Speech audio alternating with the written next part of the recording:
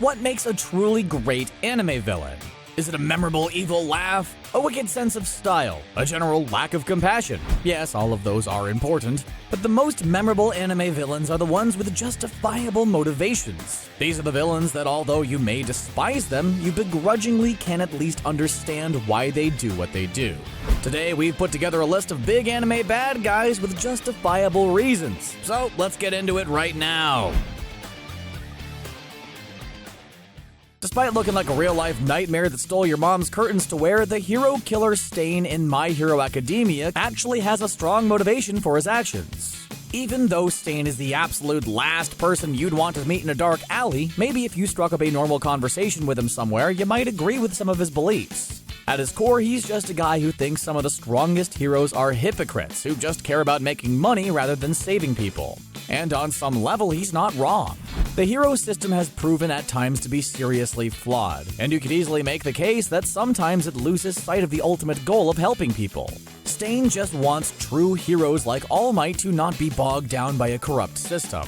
He just takes things a bit too far by deciding to kill all of the fake heroes. Stain even knows what he's doing is bad, but believes in the idea of true heroes so much that he's willing to go all stabby-stabby on certain pro-heroes in order to enact change. His actions seem insane, but are effective for making people question the entire hero system. We'd be crazy to write this list without including Scar from FullMetal Alchemist Brotherhood. In the beginning, Scar is a scary presence, constantly lurking around and dispatching his own brand of lethal justice without remorse. But learning about his past, it's easy to see what drives him and what turned him into the ruthless vigilante we all know and love. Scar is Ishvalan and a survivor of a horrible genocide. His group of people were slaughtered in the Ishvalan Civil War by the Amastrian army, a terrible conflict that resulted in his family's death. This event basically turned him into the anime version of the Punisher, and Scar started hunting down Amastrian soldiers as revenge for his people, and soon starts targeting state alchemists as well. The great thing about Scar is that he eventually learns the path he's walking isn't the right one. He decides to not let his hate and spite consume him anymore, which is more noble than a lot of villains on this list. Plus, he mercy kills young Nina after her father transmutes her into a human chimera, saying that her future in that form is nothing but tragic. And if we can't understand his actions after that, then we don't know what could. Poor Vaccine Man. He was cut down in his prime and unable to follow his completely justifiable mission all the way to the end because some bored baldy obliterated him with a single punch. We only get a brief glimpse of his motivations before his tragic death, but he sure makes a whole lot of sense in that short amount of time.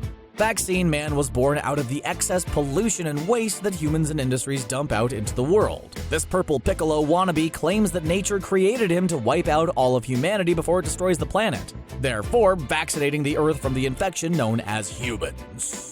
Taking a look at the state of things, can we really blame nature for sending Vaccine Man to fix this whole pesky humanity problem? But again, Vaccine Man's righteous mission was never really able to get off the ground because the most powerful hero in the universe accidentally crossed his path and turned him into goo. There's an alternate universe out there where instead of an M. Night Shyamalan movie that's happening about plants killing people, there's a movie starring Vaccine Man that's a huge hit and sees the villain saving the entire world by getting rid of all humans.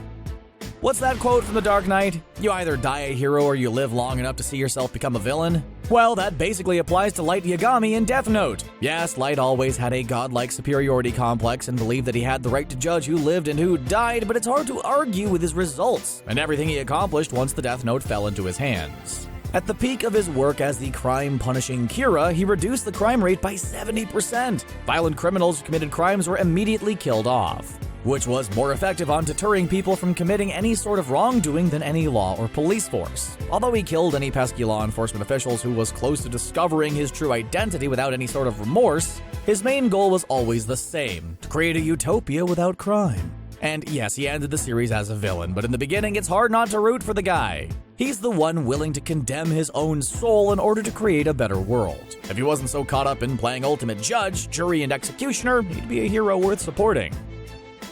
Oh, Shogo. If only you didn't love slashing throats and killing people, then maybe we would be on your side because you make some pretty strong points. In Psycho-Pass, society is controlled and ruled by the Sybyl System, a private organization that monitors all the citizens in Japan to see if there's a high chance of them committing a crime. Shogo is the antagonist of the first season of the show, but just looking at the state of the city during that time, it's easy to see his side of things. He ultimately strives for humanity to be free of the Sibyl System, because he feels it's turning people into sheep. He wants people to have free will and to be able to make their own choices. And really, it's not just crime the Sibyl System deals with, as it also determines which jobs are best suited for everyone, eliminating that annoying thing called free will even more so. Let's not forget that it can even exile anyone who doesn't follow their social order, like certain political groups or teachers. So yeah, no wonder Shogo wanted to destroy it. Again, he just needs to dial back on all the murder. Tracking Char's character arc in the Mobile Suit Gundam series is fascinating. He goes from fighting to avenge his father to fighting for his father's ideology. It's not too hard to understand his motivations, as he simply always tries to protect the people he cares about while completely destroying all who oppose him. He's flip-flopped back and forth between antagonist and protagonist depending on what series you're watching. But in the first one, Mobile Suit Gundam, he's a character mostly defined by revenge. He wants to hunt down and kill every last member of the Zabu family, as they're responsible for killing his father. Because that family was once the founding royal family for the Principality of Zeon, a nation that has a lot in common with a certain former fascist country, you can kind of see why Char wants to wipe them all out. The only thing that made Char forget about his deep vendetta against the Zabu family was when Amuro Ray accidentally killed Char's crush Lala, and Char switched his revenge-driven mind to kill Amuro instead.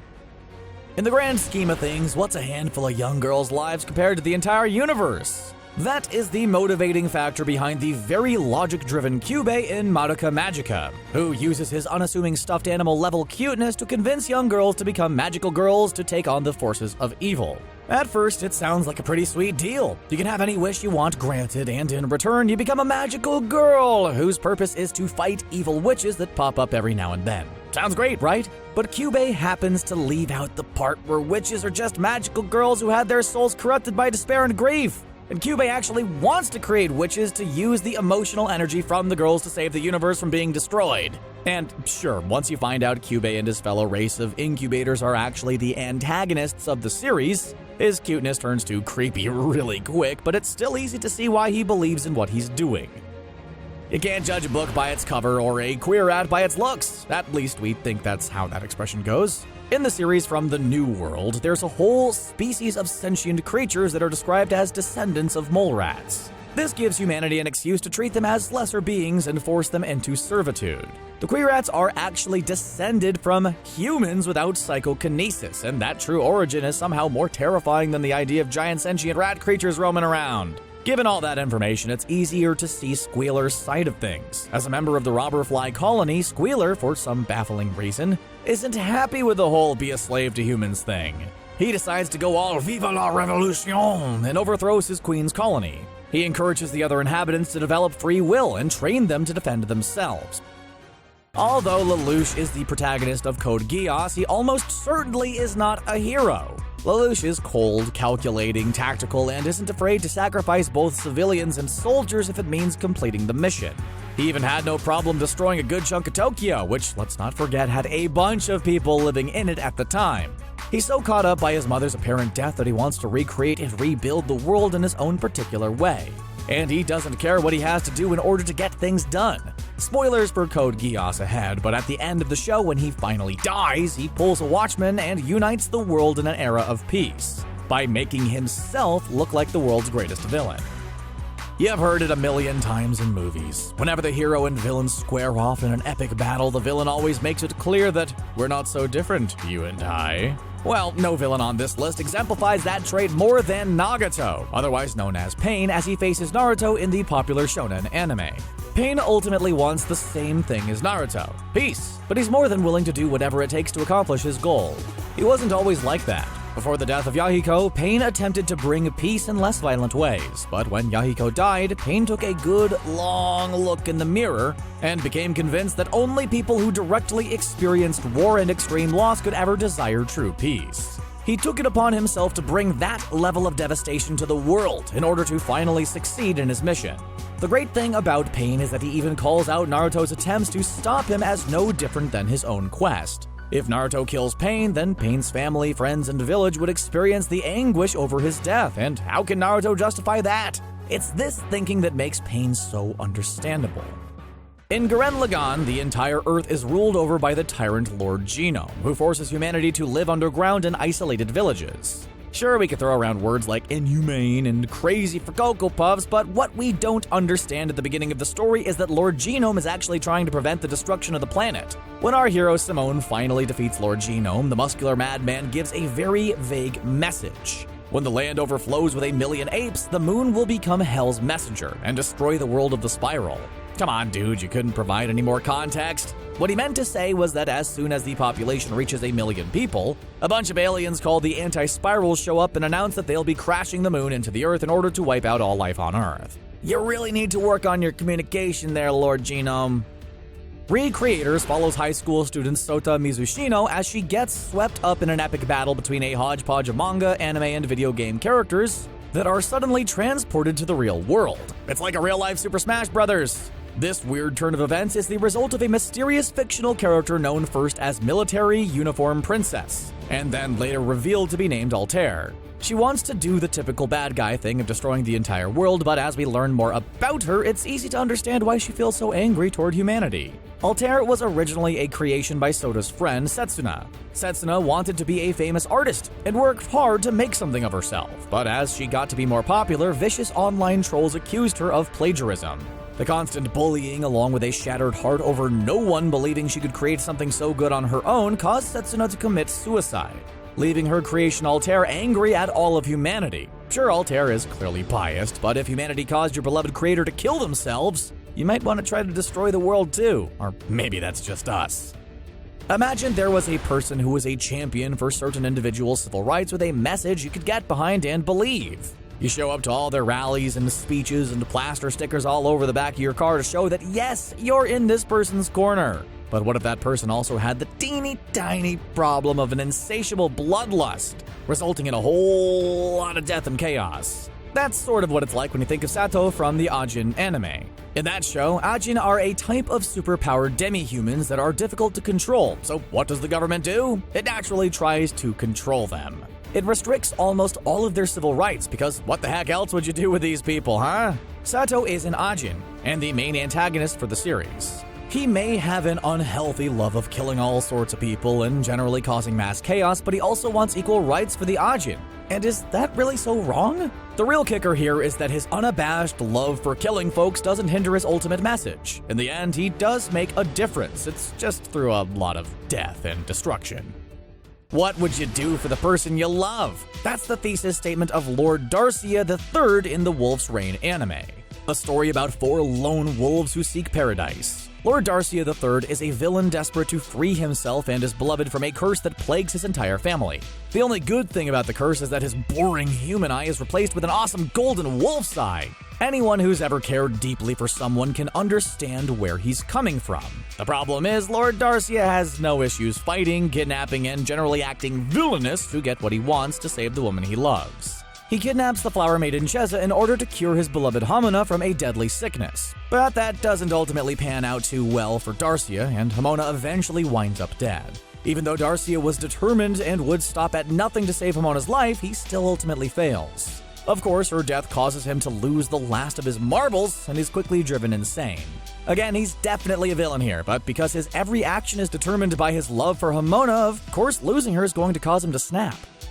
You may think that Free is just one of those soapy animes about beautiful boys with very specific archetypes navigating around a sea of unnecessary melodrama. And we honestly can't tell you that's wrong, but there's so much more to this anime than fan service for girls. Yes, all the boys look like they were crafted out of marble, and yes, they all have a very different personality tailor-made to cover a wide variety of different crush-worthy qualities. But at the heart of the first season is a group of boys discovering the joy of swimming together as a team, and their enemy who longs for that feeling of camaraderie.